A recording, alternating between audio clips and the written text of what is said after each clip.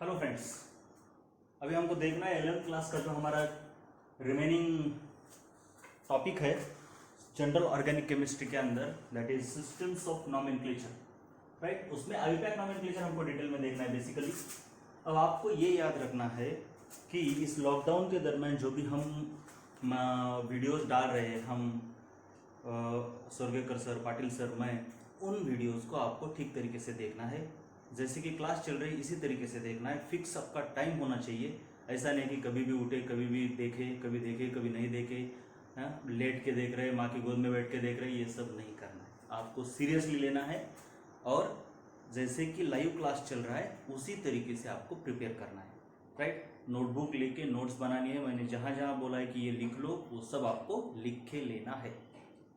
इसमें कोई गलती नहीं होनी चाहिए। और जो इसके आगे का होगा लॉकडाउन के बाद आपको पढ़ाया जाएगा। सो सबसे पहले हम शुरू करते हैं विद आईयूपैक नॉमेनक्लेचर। लेकिन आईयूपैक नॉमेनक्लेचर को समझने से पहले हमको देखना होगा कि सिस्टम्स ऑफ नॉमेनक्लेचर क्या है।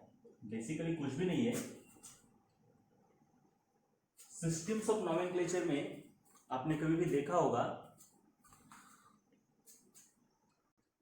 तो सिस्टम्स ऑफ नॉमेनक्लेचर में बेसिकली दो सिस्टम्स होते हैं। एक होते हैं कॉमन सिस्टम और दूसरी थोड़ी एडवांस्ड है जिसे हम कहते हैं आईयूपैक नॉमेनक्लेचर और आईयूपैक सिस्टम। अब ये जो कॉमन सिस्टम है ये अर्लियर सिस्टम है, पुरानी सिस्टम है। यहाँ पे क्या किया जाता था कि कोई भी कंपाउंड जिसकी अगर डिस्कवरी हो गई है तो बस उसके जिस सोर्स से उससे डिस्कवरी हो गई है या फिर किसी भी रिलेशन के बेसिस पर उसका नाम रख दिया जाता था। जैसे कि फुलेरिन C60, ये जो फुलेरिन है इसका स्ट्रक्चर ये ऐसे फुटबॉल की तरह दिखता था और इसका ये जो स्ट्रक्चर है ये बकमिंस्टर फुलर नाम का एक आर्किटेक्ट है। उस आर्किटेक्ट ने कुछ ऐसे स्ट्रक्चर्स बनाए थे, बहुत ही फेमस स्ट्रक्चर है। तो उस स्ट्रक्चर की तरह ये इसका स्ट्रक्चर दिख रहा था, इसीलिए इसको नाम दे दिया फुलेरिन। मतलब उस आर्किटेक्ट के नाम के ऊपर इसका नाम आया, जिसके पीछे कोई साइंटिफिक लॉजिक नहीं है। इसका मतलब कि पुरानी जो सिस्टम थी जिसे हम कॉमन सिस्टम कहते हैं, it was based on source either or some similarity, not scientific similarity, any similarity, some similarity.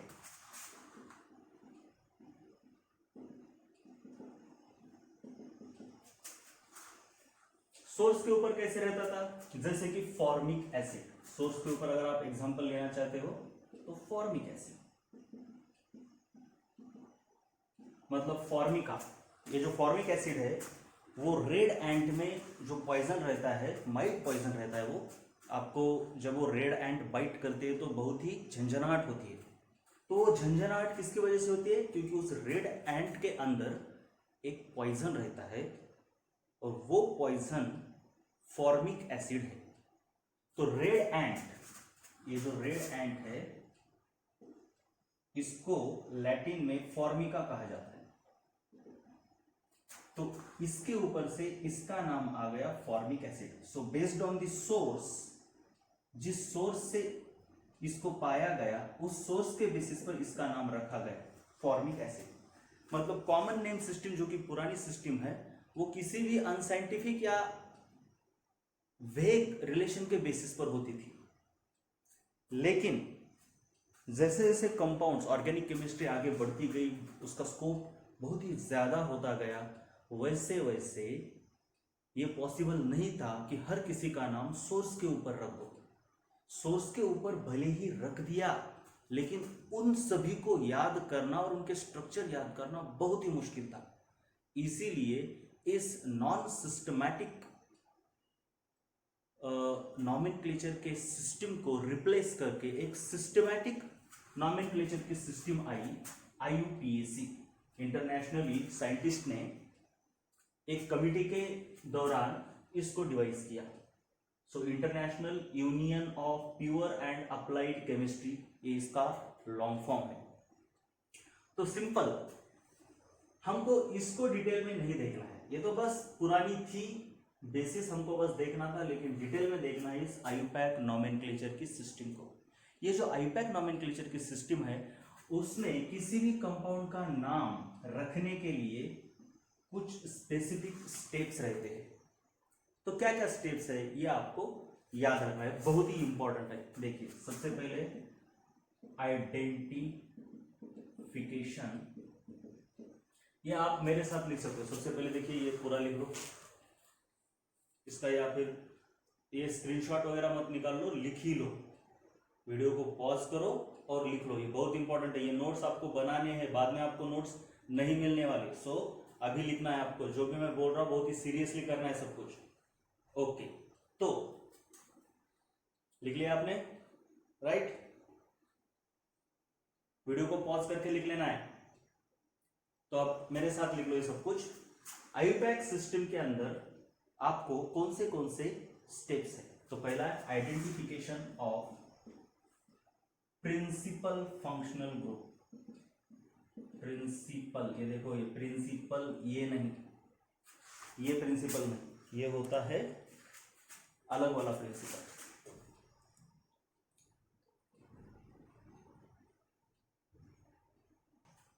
तो ये प्रिंसिपल अलग है, हमारा प्रिंसिपल ए है मुख्य। Identification of principal functional group, principal functional group, इसे बोलेंगे हम PFG।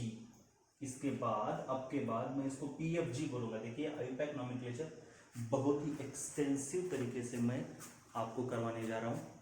इसके बाद आपको कभी कहीं पर ज़रूरत नहीं पड़ेगी इसको दोबारा रटने की या देखने की। एक बार करना है, सभी चैप्टर के लिए फिनिश। ये ऑर्गेनिक केमिस्ट्री के हर चैप्टर में आईयूपैक नॉमेनक्लेचर आता है, तो आपको बार बार इसको करने की ज़रूरत नहीं। एक बार अगर यहाँ पे कर लो, ध्यान से कर लो, पूरे के पूरे रूल मैं एक अलग तरीके से पढ़ाऊंगा। NCERT में थोड़े अलग तरीके से दिए हैं, लेकिन मेरा पढ़ाने का मेथड थोड़ा अलग रहेगा, लेकिन ज़्यादा एक्सटेंसिव मेरा रहेगा। वहाँ पे NCERT में 11th क्लास में रूल्स कुछ ही कवर किए हैं, बाकी के रूल्स उन्होंने 12th में कहीं पे तो कवर किए, सो उससे ना कन्फ्यूजन बनता है। तो हम सभी रूल एक ही जगह पर लेंगे, सो हमको कभी कन्फ्यूजन नहीं होगा। दूसरा step identification of principal functional group के बाद है सिलेक्शन ऑफ, लिख लो, सिलेक्शन ऑफ पेरेंट चेन या फिर पेरेंट रिंग। चेन या फिर रिंग दोनों में से कोई भी हो सकता है। ये क्या है आपको अभी पता नहीं चलेगा, बाद में पता चलेगा, ज्यादा चिंता करने की जरूरत नहीं है। सिलेक्शन ऑफ पेरेंट के बाद होता है next numbering of parent. Parent जो भी है, रिंग भी हो सकती है या फिर चेन भी हो सकती है। ये रिंग क्या है, चेन क्या है, ये सब आपको बाद में पता चलेगा, अभी आप टेंशन मत लो। ओके, उसके बाद है नंबर करने के बाद नेमिंग ऑफ कंपाउंड। ये चारों के चारों स्टेप्स आपको आईयूपैक नॉमेनक्लेचर में याद रखने हैं, और ये याद होने के बाद आपको बहुत ही आसान जाएगा आईयूपैक नॉमेनक्लेचर। ओके, ये सब लिख लिया आपने? देखो एक बार पूरा का पूरा अगर लिख लिया हो तो मैं इसको रब कर देता हूं।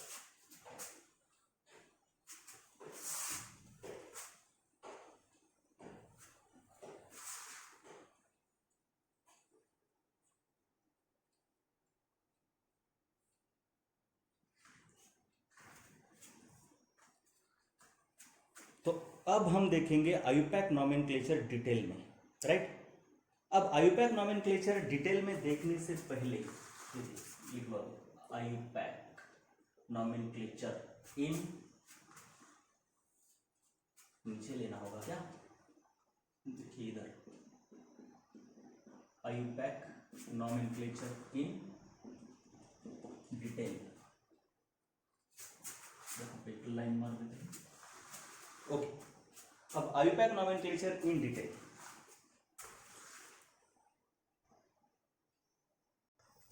तो सबसे पहले हम देखेंगे, देखिए आईयूपैक नॉमेनक्लेचर डिटेल में देखना है उससे पहले बहुत छोटी छोटी चीजें हमको कवर करनी होंगी। ये आईयूपैक नॉमेनक्लेचर एक्चुअली बहुत बड़ा टॉपिक है, बहुत बड़ा। ये 1 और 2 दिन में खत्म होने वाला नहीं है, और ये ऑर्गेनिक केमिस्ट्री का one of the most important topic भी है, इसलिए हमको इसे डिटेल में ही करना होगा। सो सबसे पहले हम देखते हैं types of carbons. Types of carbon में सबसे पहले मान लीजिए कि आपके पास ऐसा कोई कंपाउंड है,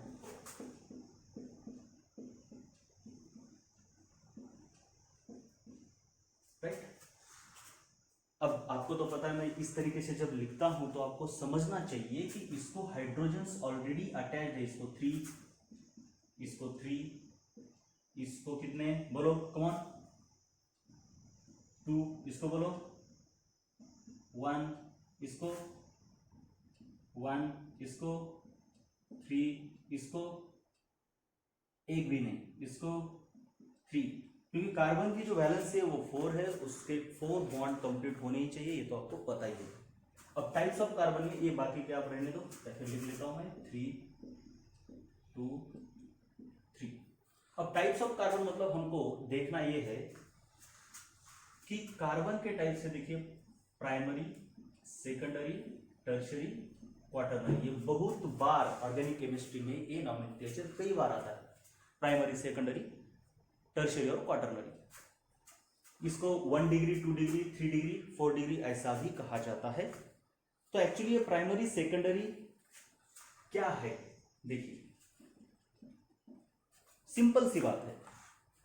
प्राइमरी का मतलब ऐसा कार्बन जो और एक ही कार्बन से अटैच हुआ है, मतलब ये कार्बन जो कि सिर्फ एक ही कार्बन से अटैच हुआ है, तो इसे हम बोलेंगे primary carbon, right. So the primary carbon is the carbon which is attach to only one more carbon. ये वाला कार्बन, ये है सेकेंडरी। क्यों? क्योंकि ये और दूसरे 2 कार्बन के साथ अटैच हुआ, इसलिए इसे बोलेंगे secondary carbon. So the secondary carbon is the carbon which is attached to 2 more carbons, 2 more carbons. तो ये कैसा होगा, प्राइमरी, सेकेंडरी या टर्शियरी? ऑफ कोर्स टर्शियरी, क्योंकि ये और 1 2 3 1 2 3 कार्बन के साथ अटैच हुआ है, इसीलिए ये है टर्शियरी कार्बन। कैसा है ये? Tertiary carbon. बात याद रखनी है आपको, बहुत इंपॉर्टेंट है। उसके बाद ये और कितने कार्बन को अटैच है? सिर्फ एक ही कार्बन को, इसलिए ये है प्राइमरी कार्बन। ये देखिए कितने कार्बन को अटैच है, 1 2 3, इसलिए ये है टर्शियरी कार्बन। ये कार्बन और कितने कार्बन को अटैच है, बोलो कौन कौन, 1 2 3 4। So this is quaternary carbon, very important. ये बोलो कैसा होगा फिर, प्राइमरी, प्राइमरी कौन, ये सेकेंडरी, ये प्राइमरी। तो इस तरीके से टाइप्स ऑफ कार्बन है। कौन से देखो, प्राइमरी, सेकेंडरी, टर्शियरी और quaternary. The carbon which is attached to 3 more carbons is called tertiary. Carbon which is attached to 4 more carbons is called as quaternary। बहुत ही सिंपल सी बात है। अब इसमें देखिए, अगर आप देखेंगे ये CH3 एक इथेन है, तो इसमें ये प्राइमरी है या सेकेंडरी है? Yes, primary. और ये प्राइमरी, क्योंकि ये भी एक ही कार्बन से अटैच है, ये भी एक ही कार्बन से अटैच है। अब आपको ये तो पता ही होगा कि ये जो है ये हाइड्रोजन्स कार्बन को अटैच होते हैं। ये कार्बन, इसका मतलब एक्चुअली स्ट्रक्चर कैसा है,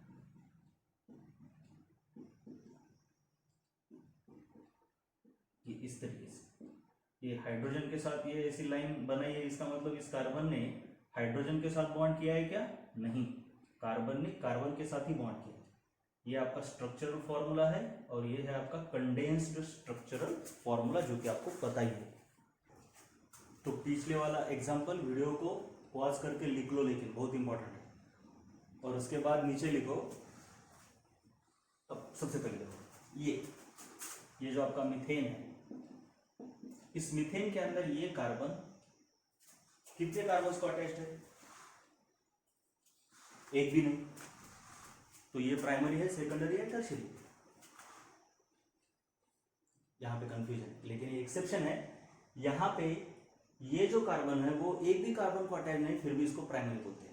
राइट। एक्चुअली हम क्या बोलते हैं, प्राइमरी कार्बन क्या है, जो एक और कार्बन के साथ अटैच्ड है।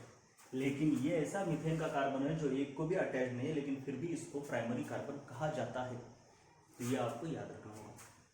सो प्राइमरी कार्बन कौन हो गया, वो कम से कम एक कार्बन को अटैच होना चाहिए, या फिर 0 कार्बन को भी अटैच है तो भी उसे हम प्राइमरी कार्बन कह सकते हैं। ओके, तो अब उस एग्जाम्पल के नीचे लिख लो प्राइमरी कार्बन। लिखो primary carbon is attach to 0 और 1 कार्बन। सेकंड लिखो secondary carbon is attach to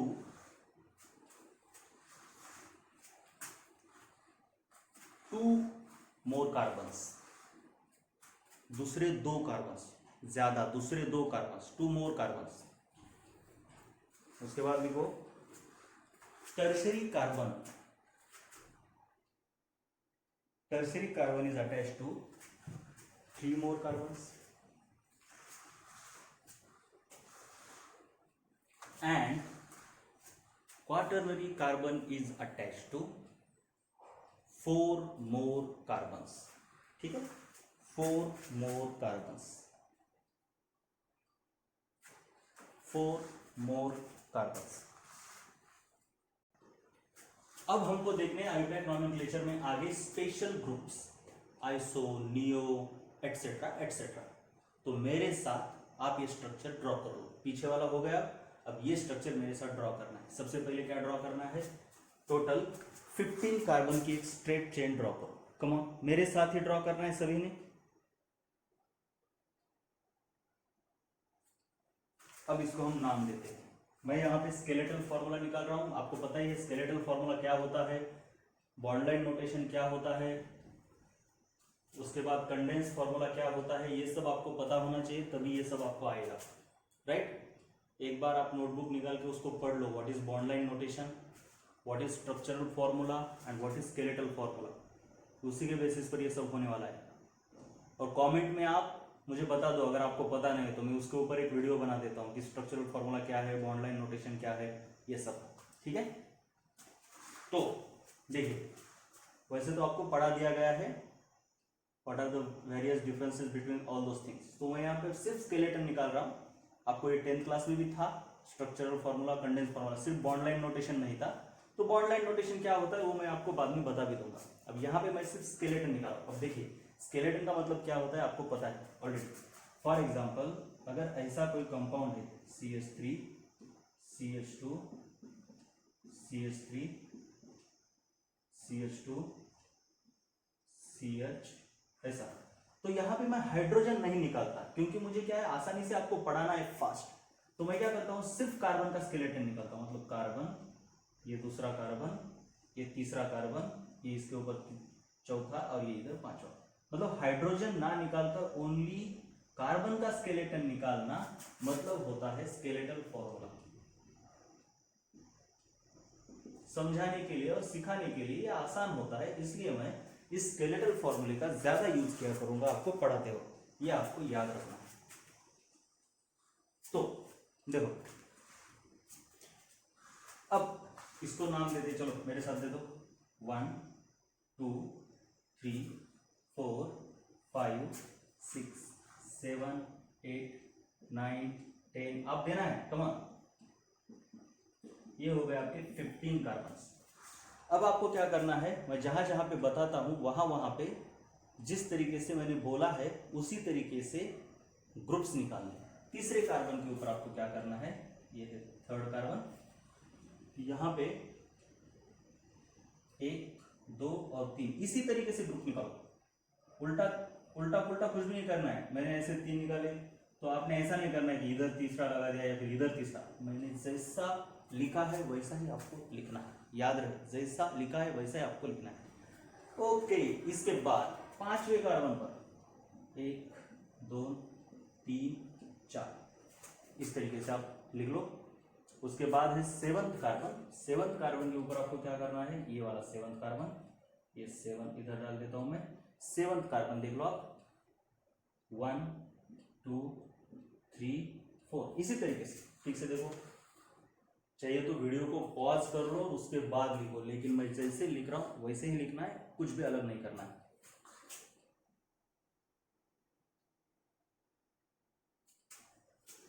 उसके बाद 8वां, 1 2 3 4।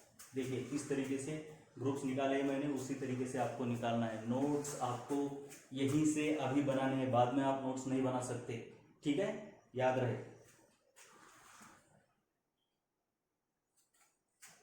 उसके बाद 10th का ये वाला,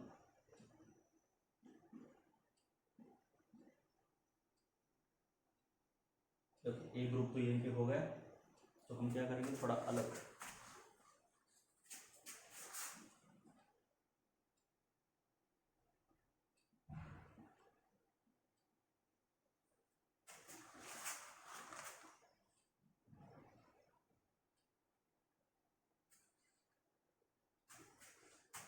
उसके बाद कौन सा कार्बन लेना है आपको?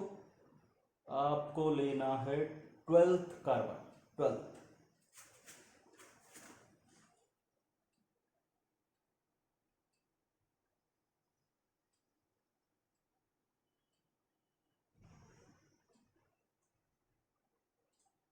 इस तरीके से जैसे मैं निकाल रहा हूँ वैसे ही निकालना है, कुछ अलग नहीं करना है। मैं कई बार बता रहा हूँ आपको, देखिए कोई गलती नहीं होनी चाहिए।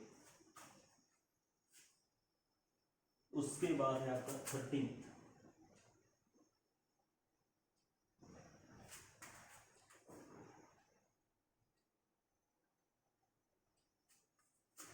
जो मेरे नोट्स में एग्जाम्पल्स है उसी को मैं दे रहा हूँ आपको, इसलिए कोई टेंशन लेने की जरूरत नहीं है। जो मैं आपको क्लास में लिखवाता हूँ नोट्स, वही नोट्स है इधर। सो यही आपके नोट्स रहेंगे। फाइनली आपको इसको लिख लेना है। ओके, कौन सा? ठीक।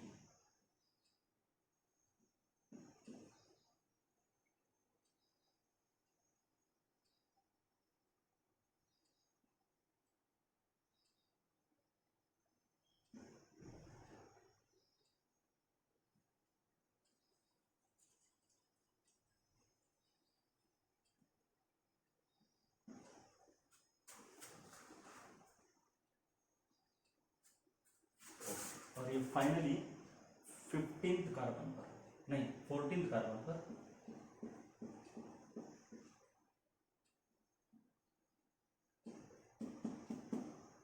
1 2 3 4 5 और ये 6, 1 2 3 4 5, ये टोटल 5 कार्बन। इस तरीके से आपका स्ट्रक्चर आपके नोटबुक में लिखा हुआ होना चाहिए। बहुत इंपॉर्टेंट है, लिख लो। इसका क्या करना है मैं बताऊंगा, लेकिन पहले लिख लो ठीक से।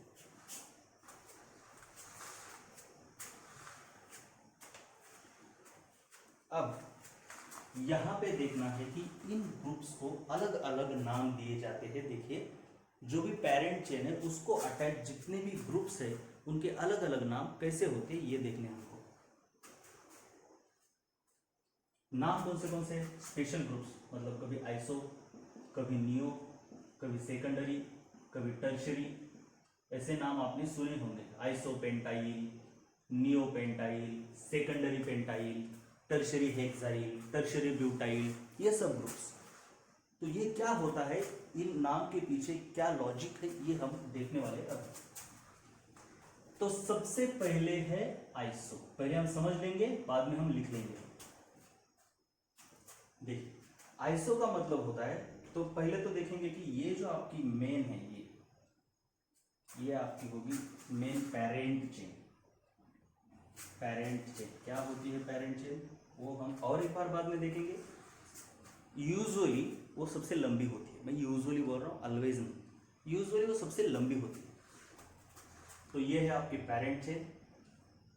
इस पेरेंट चेन को ये अलग अलग ग्रुप्स अटैच्ड है, इनको साइड चेन्स कहा जाता है। क्या कहा जाता है? साइड चेन्स, ठीक है। तो एक्चुअली पेरेंट चेन तो इधर जाएगी, लेकिन समझाने के लिए मैंने यहीं तक लिया है। अगर मैं यहाँ पे CHO लिख देता हूँ तो आपकी पेरेंट चेन ये हो जाएगी, आपको बाद में पता चलेगा, अभी आपको जल्दबाजी करने की जरूरत नहीं है। तो ये हो गया आपकी पेरेंट चेन। ओके, इधर भी मुझे अगर इसको पेरेंट बनाना है तो CHO लगाना होगा। वो बाद में पता चलेगा, आप अभी जल्दबाजी मत करो। चलो, ये जो लगे हुए हैं ये साइड चेन्स या फिर इन्हें ब्रांचेस कहते हैं। तो अब देखना है आपको, ये जो ब्रांचेस है, ये ब्रांचेस में जो ये पहला कार्बन, मतलब जो कार्बन मेन कार्बन को अटैच्ड होता है, इसको हमेशा 1 नंबर दिया जाता है। मतलब ये नंबरिंग तो इसकी तो हो गई 1 2 3 4 अप टू 15। अब हमको इन ब्रांचेस को भी नंबरिंग करनी है, राइट? ब्रांचेस को भी नंबरिंग करनी है। तो ब्रांचेस की नंबरिंग स्टार्ट कहां से होगी? उस कार्बन से जो कार्बन अटैच्ड है, इस मेन जो चेन है उसको अटैच्ड है, वहां से शुरू होगी। जबकि ये जो पेरेंट चेन है उसकी नंबरिंग एक तो इस एंड से होती है या फिर इस एंड से होती है, एंड से। लेकिन ब्रांचेस की नंबरिंग एंड से नहीं होती, यहां से या यहां से नहीं होगी। उनकी नंबरिंग स्टार्ट कहां से होगी? उस कार्बन से जो कार्बन मेन पेरेंट चेन को अटैच्ड है। ये बात बहुत इंपॉर्टेंट है, मैं बता रहा हूं आपको। तो इसको ये अटैच्ड है, तो एक। अब दूसरा नंबर इसको भी दिया जा सकता है या फिर इसको भी, कोई बात नहीं, तो हम इसको देंगे। वैसे ही यहां पे अगर देखोगे तो इसकी नंबरिंग ना तो यहां से शुरू होगी ना यहां से, नंबरिंग शुरू होगी इस कार्बन से, क्योंकि ये कार्बन मेन पेरेंट को डायरेक्टली अटैच है। जो कार्बन मेन पेरेंट को डायरेक्टली अटैच है वहां से शुरू होगी। कहां से? मेन पेरेंट को डायरेक्टली अटैच है। सो 1। अब 2 नंबर इसको नहीं देंगे, इधर देंगे हम। ये क्यों? क्योंकि जो बड़ा है, मतलब जिधर चेन बढ़ रही है, ज्यादा है, उधर जाना चाहिए। ये सब बाद में पता चलेगा, अभी तो मुझे बस स्पेशल ग्रुप्स बताने हैं, इसलिए फास्ट बता रहा हूं। सो ये 1 2 और ये 3 हो गए। अगर इधर 1 2 देते तो बस 2 ही होता, 3 नहीं है। और इधर देंगे तो 1 2 3, मतलब ज्यादा लंबी चेन इधर है, इसलिए हम इधर चलेंगे। वैसे इसकी स्टार्टिंग यहां से होगी, क्योंकि ये directly attach to main parent chain है। 1 2 हो गया इसका काम, या फिर 1 2, तो इसलिए 1 2 इधर गए। फिर इसका 1 2, इसके बाद 1 नहीं, इधर 1 2 3, इसका यहां से 1 2 3 4, इसको ये है डायरेक्टली अटैच 1 2 3 4, यहाँ 1 2 3 4 5, इस तरीके से नंबरिंग होगी। अब इसके बाद सबसे पहले देखेंगे हम आइसो किसे कहते हैं। आइसो, हम आइसो उस ग्रुप को कहते हैं जिसके ऊपर, मतलब हम उस किसी भी ग्रुप को अगर हम सेलेक्ट करेंगे, फॉर एग्जांपल हम ब्रांच को अभी सेलेक्ट कर लेंगे, ब्रांचेस को सेलेक्ट कर लेंगे। कैसे होते देखिए, ब्रांचेस का सिलेक्शन, ये तो हो गया, हमने पेरेंट चेन को सेलेक्ट कर दिया। ब्रांचेस का सिलेक्शन हमेशा पहले कार्बन से शुरू होगा। एक तो आप इधर जाओ या फिर इधर जाओ, लेकिन आपको जाना उधर है जिधर आपने नंबरिंग दी है, सिंपल सी बात है। सो ये इधर गई, राइट। सो ये हो गया ब्रांच का सिलेक्शन। तो उसी तरीके से इस ब्रांच का अगर हम सिलेक्शन करना है हमको, इस ब्रांच का, तो कैसे करेंगे? यहां से इधर जाएंगे और ये उसी तरीके से हम इस ब्रांच को सेलेक्ट करना चाहते हो तो यहां से शुरू होंगे, इधर नंबरिंग गई है तो ये सिलेक्शन हो गया इसका। यहाँ पे इधर, ये यहाँ पे इधर नहीं जाना है क्योंकि इसको हमने नंबरिंग नहीं दी है, नंबरिंग आगे दी है, तो स्ट्रेट चले जाओ। इधर इसको नहीं लेना है, इसको नहीं लेना है, इधर चलो, इधर ये हो गया, यस। वैसे इसका सिलेक्शन इस तरीके से, बात खत्म। इस तरीके से हमने ब्रांचेस को भी सेलेक्ट करना सीख लिया। अब देखना है आइसो किसे कहते हैं। तो आइसो उसे कहते हैं जिस ब्रांच के, देखिए जिस ब्रांच के, ये पहला कार्बन, ये दूसरा कहने से अच्छा है कि ये आखिरी कार्बन, जिस ब्रांच के ये वाला आखिरी कार्बन है तो इसे कहेंगे हम लास्ट कार्बन। और आखिरी के पहले वाला लास्ट बट 1 होता है। लास्ट देखिए, ब्रांच यहां से शुरू हो गई, इधर आ गई, तो यहां से देखिए ये आपका मेन हाईवे है, और यहाँ से अगर दूसरा रास्ता अगर निकल गया तो आप बोलेंगे ये लास्ट विलेज है। ये रास्ते पर अलग अलग विलेजेस है, तो ये लास्ट विलेज है और ये लास्ट बट वन है। वैसे ही इधर